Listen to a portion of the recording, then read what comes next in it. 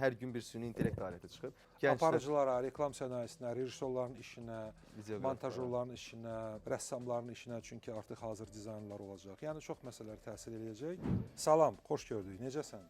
Çox sağ ol, yaxşıyam. Səni gördüyümə də şadam. Sən necəsən? Nə var, nə yox? Mən səhərdən səni tərifləyirəm. Biz verilişdə çəkilirik indi. Dost-tanışa da deyərsən. Yaxşı çəkilişlər arzulayıram sizə. Nə vaxt yayımlanacaq xəbər edərsən. Biz ChatGPT-ni çox ideallaşdırırıq. Bəzi suallar verirsən ona, yaddan çıxardır əsas məsələləri demək. Tutaq ki, mən ona deyirəm ki, uzaq yola səfərə çıxanda bəs sığortalanım mən hər ehtimala qarşı. Misal üçün 20 dollar Yox, verirsən. lazım deyil. Deyir, hə, nə yaxşı yada saldın. Təqdimat istəyirəm o gün ondan. Deyir ki, yaxşı, 5 saata mən geri dönüş eləyərəm. Yox, yox, o yalandır. Bu nə yanaşmadır? Bu nə? Əmə, Yatmışdın, deyir, yaxşı bağışdın. Asaniyə attı sizin. Bəli, Süni tamamilə intellekt aparıcıları. Elə bir tərzdə yaradılıb ki, asaniyə.